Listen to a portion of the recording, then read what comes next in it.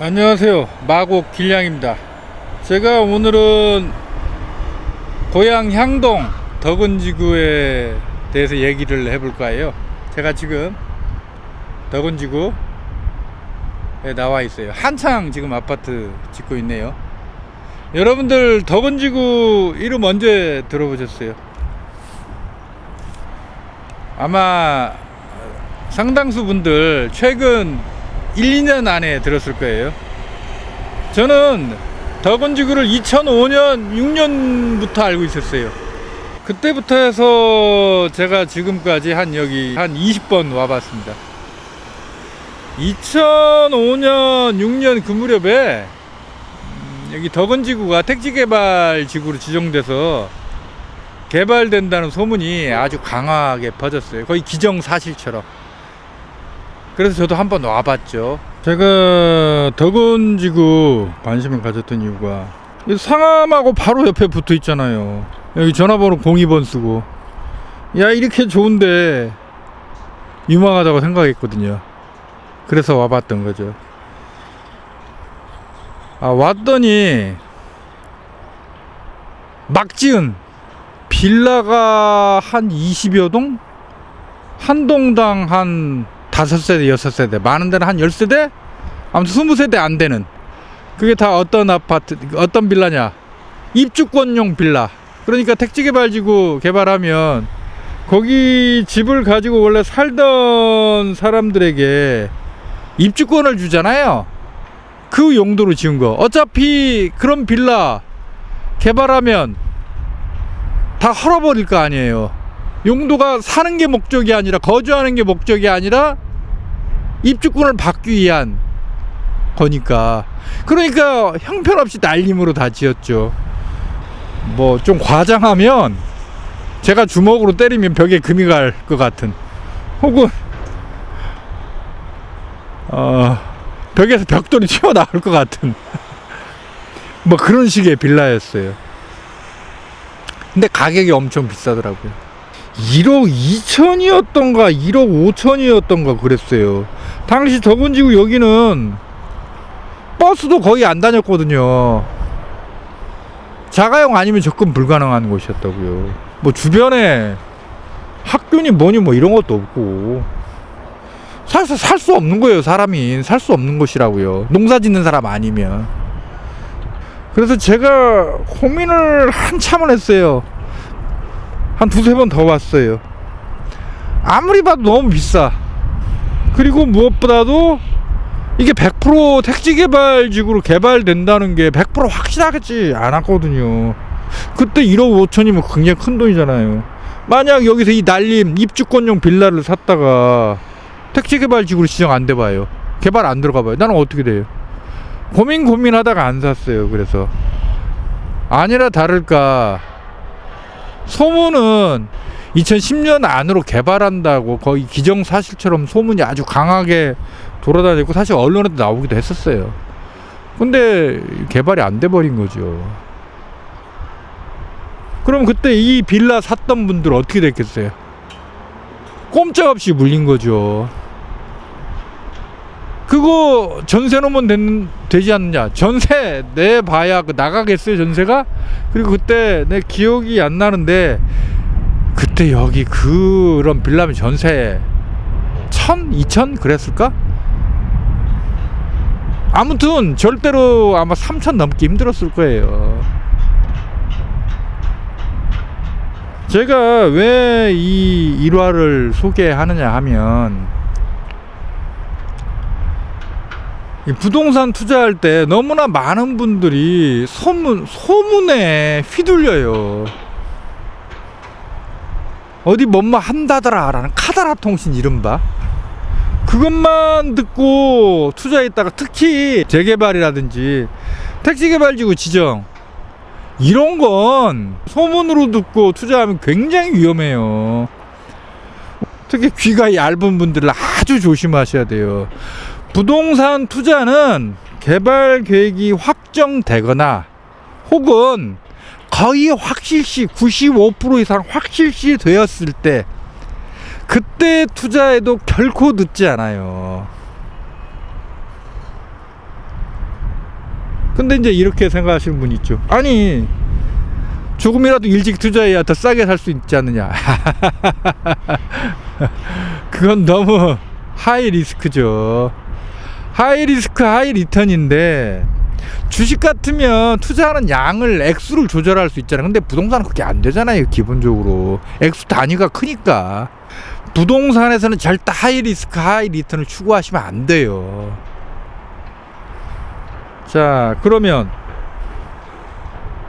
개발 계획이 거의 확정됐거나 거의 확실할 가능성이 95% 이상일 때 투자해도 충분히 수익을 남길 수 있다. 그런 사례가 어딘 줄 아세요? 바로 이 덕은지구 바로 옆에 붙어있는 2km밖에 1.5km? 2km밖에 안 떨어져 있는 향동지구가 그렇습니다. 향동지구가 2016년 6월 계룡 리슈빌 하고 호반 베르디움이 분양을 했어요. 그때 30평대 기준 분양가가 한 4억 4천 5천 정도 했을 겁니다. 저는 향동 분양하자마자 바로 주목했어요. 왜냐하면 제가 2005년 6년부터 이미 덕은지구에 주목해 왔기 때문에 그 바로 옆에서 분양하는데 당연히 관심을 가질 수밖에 없죠. 향동지구는 전매 제한이 1년이었어요. 그래서 분양 끝나고 1년 지나자마자 제 지인에게 강력하게 매수를 권유했습니다. 저는 안 샀어요. 왜? 저는 일단 뭐 돈도 없는 데다가 무엇보다도 저는 똘똘한 한 채만 잘 가지고 있으면 된다, 그런 주의이기 때문에. 근데 왜 매수하지도 않을 거면서 이렇게 관심을 갖냐. 일종의 사고 실험을 하는 거죠. 가상 투자를 하는 거죠. 그래서 아무튼 제 지인에게 향동 매수 강력하게 권유했습니다. 근데 지인이 이제 망설이는 거죠. 상암과 가깝다고는 하지만 여기가 월드컵 파크 90, 11단지하고는 1.5km 떨어져 있고 상암 업무단지하고는 한 2km밖에 안 떨어져 있으니까 상암과 가깝다고는 하지만 경기도고 뭐 지하철도 없고, 그리고 이제 지인이 자금력도 부족하고, 그러니까 결정을 못 내리고 계속 갈팡질팡 하더라고요. 그래서 제가 지인에게 여기 워낙 입지가 좋기 때문에 매수하면 나중에 상암 월드컵 파크에 70%는 간다. 그러니까 30평대 6억 내지 한 6억 5천 잘하면 7억까지 갈 수 있다. 그러니까 사라. 결국 뭐 지인이 고민하다가 전매 제한 풀린 다음에 샀습니다. 그때 피 별로 붙지도 않았어요. 프리미엄 그때 2천인가 3천이었나. 아무튼 제 기억에 절대 5천은 넘지 않았어요. 쌌어요. 별로 안 했어요. 근데 분양가를 매수를 했는데 한 1년 정도, 9개월인가 1년 정도 값이 안 올라. 그래서 지인 저한테 전화해서 왜 값 안 오르냐고, 괜히 샀다고 막 투덜거리고 그랬어요. 그래서 제가 좀 달랬습니다. 아니 무슨 부동산 값이 채소값도 아니고 뭐 금방 올랐다 내렸다 그러냐고, 기들리고 있으라고. 너 최소한 네가 산 가격 이하로는 안 떨어지니까 염려 말고 있으라고. 결국 뭐 향동 지금 엄청나게 올랐죠. 지금 30평대 기준 10억 넘었죠. 그러면 뭐 최초 분양가 대비 한 2.3배 2.4배 정도 오른 건가. 자, 여기서 중요한 게 바로 이거예요. 향동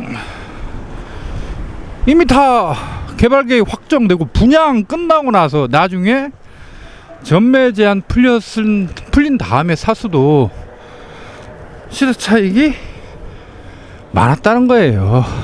물론 이건 뭐 부동산 상승세에다가 신축 강세 분위기가 맞물려 있는 거. 그러니까 운이 좋은 게 가장 큰 원인이지만, 그렇지만 동시에 상암이라고 하는 거대한 업무단지 바로 옆에 붙어 있다는 입지에 주목한 게 컸던 거죠.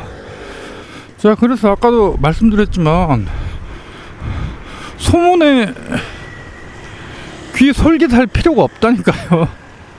그리고 뭐 이제 향동 얘기 나온 김에 부동산 전문가라고 자칭 타칭 하는 분들 가운데 향동 유망하다고 추천한 분 있었어요? 제 기억으로는 단 한 명도 없어요. 이제 향동 뜨고 나니까 이제 와서 향동 추천한다고 그러지. 단 한 명도 없었어요. 아마 자칭 타칭 부동산 전문가라고 하는 분들 가운데 향동이라는 곳이 있다는 것 자체도 모르는 사람이 상당수였을 거예요. 좀 더 나가면 마포 뜨기 전에 마포 뜬다고 미리 얘기하는 사람이 있었어요? 얘기한 부동산 전문가들이 있었어요? 단 한 명도 없어요, 내 기억에는. 뭐 향동 마포 얘기했으니까 김포 고촌, 저는 이미 5, 6년 전부터 김포에서 가장 유망한 곳은 고촌이라고 주장해왔고, 고촌 캐슬앤 파밀리에 분양을 할 때 캐슬앤 파밀리의 모델하우스가 지금 마곡지구 강서구청 자리 거기 지었었거든요. 거기 직접 가서 보고 입주 때까지 잘하면 5천만 원 정도는 오를 것 같다, 그렇게 글을 쓴 적도 있습니다. 지금 뭐 고촌 캐파, 김포에서 가장 유명한 아파트 단지 가운데 하나죠. 고촌 지금 뭐 김포에서 제일 주목받는 곳 가운데 하나죠. 근데 부동산 전문가라는 사람들 중에, 부동산 전문가라고 자칭 타칭 하는 분들 중에 김포 고촌 유망하다고 얘기한 분들이 있어요? 제 기억에 단 한 명도 없어요. 이제 뜨고 나니까 고촌 그러는 거지. 말 나오는 김에 좀 세게 얘기하면 이게 우리나라 부동산 전문가라는 사람들이에요. 뜨고 난 다음에 설명을 그럴듯하게 하지 미리 잘 얘기하는 분 제가 많이 못 봤어요. 거의 없는 것 같아요. 왜 그럴까요? 이분들은 철저하게 강남 중심으로만 사업하기 때문에 그런 거예요. 따라서 강남에서 좀 먼 곳은 그쪽이 미래에 유망해질 가능성을 전혀 예상하지 못하는 거죠. 항상 강남 중심으로 사고하니까. 강남이 우리나라에서 부동산 시장의 핵심인 건 사실이지만 이제 점점 바뀌고 있는데, 그러니까 오로지 강남 중심으로만 부동산 시장을 사고하는 건 일종의 부동산판 천동설이에요. 이제 그런 데서 벗어날 때가 됐죠. 아무튼 향동은 여기 제가 덕운지구는 한 20번 와봤고, 향동은 한 6, 7번 와봤구나. 향동은 6, 7번 와봤고, 작년 내가 몇 월 달에 왔었지? 작년 8월인가 한번 왔었나?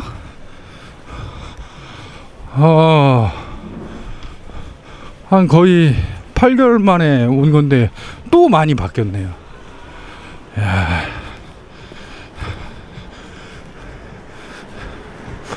향동은 참 올 때마다 엄청나게 바뀌는 곳이에요. 아까 지인 얘기 나와서, 그 지인이 아까 말씀드렸죠? 처음에 향동 분양권 매수했는데 한 1년 9개월인가 1년 정도 전혀 안 올랐다고. 그러니까 이 지인이 답답하니까 향동 가망 없다고 보고 팔고 갭 투자를 하려고 했었어요. 아시죠? 갭 투자 뭐 할만한데 뻔하죠. 제가 못하게 말렸습니다. 왜냐하면 갭 투자라는 게 언뜻 쉬워 보여도 사실은 갭 투자가 굉장히 어려워요. 갭 투자하는 분들이 보통 현재 매매 가격 대비 전세가가 차이가 얼마냐 이거에만 주목하는데, 나중에 전세값이 하락할 수도 있다는 가능성을 전혀 고려해 두지 않아요. 만약 전세값이 하락해 버리면 나중에 감당을 못 해가지고 손해보고 처분하는 사태가 벌어질 수 있는 거거든요. 갭 투자는 사실 굉장히 어려운 투자입니다. 근데 아주 쉽게 생각해요. 액수가 적어 보이니까 처음에는. 아무튼 제가 지인이 향동 분양권 팔고 갭 투자한다고 해서 제가 뜯다 말렸어요. 나중에 하도 그러길래 저도 그냥 좀 짜증도 나고, 나는 애써서 조언을 한 건데 그 1년을 못 참고 하기야 본인 입장에서는 자금력도 부족한데 얼마나 밤에 잠이 안 왔겠어요. 그렇죠? 고민을 많이 했죠. 근데 결국 지인이 선택을 잘 했어요. 결국 팔지 않고 향동 분양권을 계속 가지고 있었고, 지금은 괜찮게 됐죠. 그래서 부동산 투자에 있어서 저는 항상 강조하는 게 장기 투자를 해야 된다는 거예요. 주식도 아닌데 이 무슨 부동산 투자를 단기 투자를 하려고 하는 사람들이 이렇게 많아요. 더군다나 요즘같이 다주택자 규제가 강력한 상황에서는, 그리고 세금 관련도 굉장히 강력해졌는데 똑도 단기 투자하기 힘들잖아요. 그러니까 부동산은 제 생각에는 기본 10년이에요. 한번 사면 10년, 최소 10년은 보유한다는 생각으로 해야 되지. 그리고 한 2, 3년 혹은 3, 4년 혹은 심지어는 4, 5년 안 오른다고 해가지고 조급해하지 마세요. 어차피 자기 집 가지고 자기가 살면 되는 건데, 모든 대부분 일도 마찬가지지만 부동산이야말로 조급하면 실패할 가능성이 굉장히 높아요.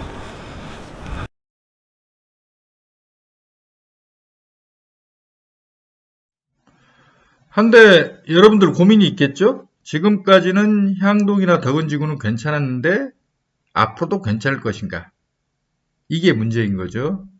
이 두 지역 워낙 집값도 많이 오르기도 했고, 무엇보다 부동산이 항상 오르기만 하는 건 아니죠.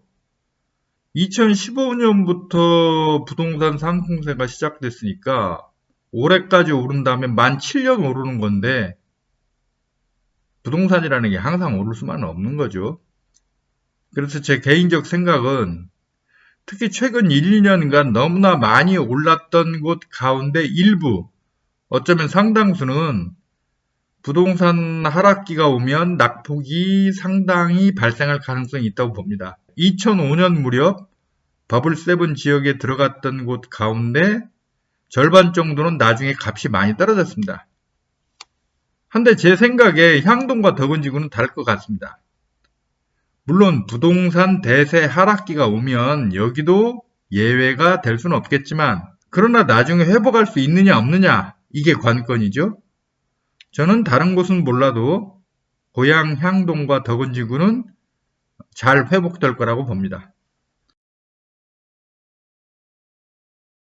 향동 덕원지구는 그 주변에 개발 호재가 아주 많이 있습니다. 개발 호재 하면 그냥 사람들 그냥 기대감으로 마구 갖다 붙이는 경향이 아주 많은데, 향동 덕원지구의 개발 호재는 거의 확정된 것입니다. 우선 수색 역세권 개발이 있습니다. 수색 역세권 개발은 DMC역에서 수색교에 이르는 약 32만 제곱미터 가운데 철로를 제외한 약 22만 제곱미터, 그러니까 한 66,500평 정도를 상업문화 업무시설로 복합 개발하는 겁니다. 서울시와 코레일은 DMC 역사를 1단계로 먼저 개발하고 수색역과 철도시설, 이전 용지를 2단계로 나눠 개발할 예정입니다. 서울시와 코레일은 사유지 매입과 토지 조성비 등 기본 사업비로 약 1조 7천억 원이 투입될 것으로 추정하고 있습니다. 향동 덕은지구가 바로 영향을 받는 겁니다. 여기가 수색 차량기지 이전할 곳입니다. 덕은동 89번지 일대인데 면적이 10만 9천 평 정도 돼요. 수색 차량기지 이전과 함께 주목해야 할 게 바로 붙어서 경의선 향동역이 만들어져요. 2024년 정도 아마 완공될 예정인데, 제가 지인에게 처음 향동지구 매수 권유할 때 그래도 조금 이제 걸렸던 게 지하철이 없다는 거. 근데 정말로 운 좋게 경의선 향동역이 생겼어요. 이게 될 사람은 된다니까요. 운이 따르는 거죠. 또 경전철 고양선이 향동지구를 지납니다. 향동지구역이 만들어지죠. 2024년 공사 시작해서 아마 2029년 완공 예정일 거예요. 경전철 고양선은 서울 경전철 서부선, 그러니까 서울대에서 시작해서 거기까지 가는 거죠. 저 세절역까지 가는 거. 그럼 세절에서 향동지구 지나서 화정 거쳐서 창릉 거쳐서 화정 거쳐서 고양시 쪽으로 가는 거죠. 향동지구는 참 운이 좋아요. 원래 이제 입지가 상암 바로 붙어 있어서 좋았지만 지하철이 없다는 게 약점이었는데, 뭐 경의선 향동역 생기고 경전철 향동지구역 생기고, 향동지구는 아무튼 운이 좀 따르는 곳이라고 할 수 있죠. 운이라고 하기보다는 입지가 좋으니까 지하철도 생기는 거죠. 향동은 또 옆에 은평 차고지 개발 계획이 있어요. 향동지구가 원래 향동 보금자리 주택지구로 8,933세대 36만 9,516평입니다. 한데 향동 들어가는 초입에 은평 차고지가 있습니다. 은평구 수색동 414-1번지로 면적 4만 990평입니다. 서울시는 은평 차고지를 상암 DMC와 고양 향동지구를 연계한 산업지원 공간으로 육성하겠다는 겁니다. 근데 이제 고양시가 좀 반발을 하고 있어요. 고양시하고 딱 붙어 있잖아요. 고양시 행정구역하고. 고양시는 이곳에 주거시설이 대거 들어올 것이 염려된다며 도시숲 조성을 희망하고 있습니다. 근데 뭐 지자체 간 이런 개발 계획을 놓고 갈등이 발생하는 게 뭐 한두 번이 아니니까 제가 볼 때는 잘 해결될 거라고 봅니다.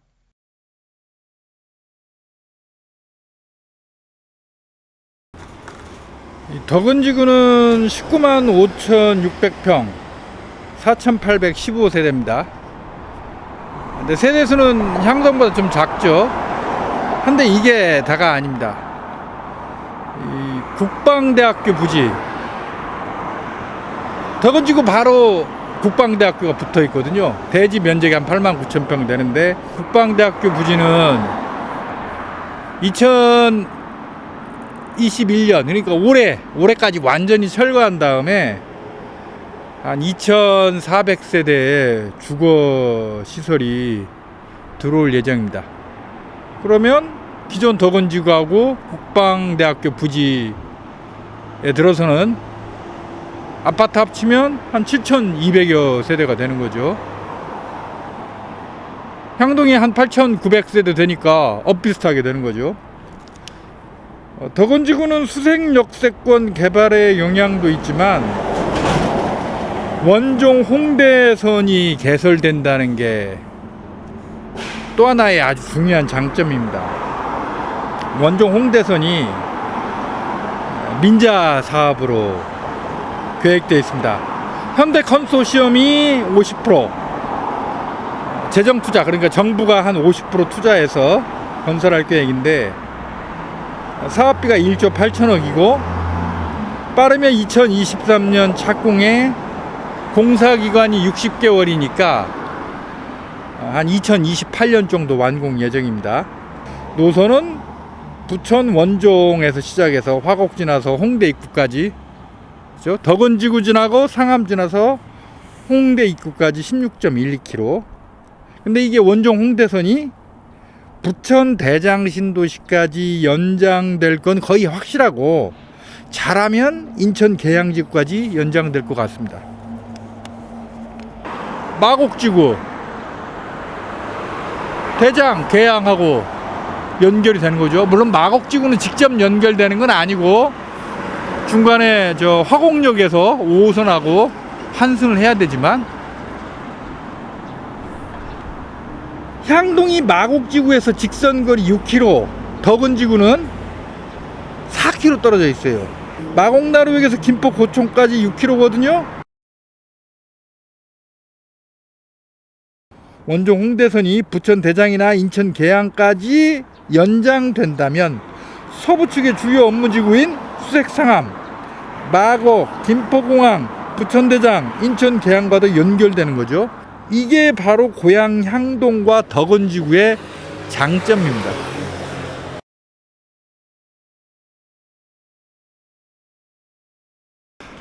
창릉이 246만 평에 38,000세대, 2029년까지가 사업 시행 기간, 그러니까 2029년이면 이제 완공되는 건데, 창릉에서 쏟아지는 아파트 물량 때문에 향동이 치일 수 있다, 뭐 덕은지구도 치일 수 있다, 뭐 이런 예측을 하는 분이 있는데 저는 다르다고 봐요.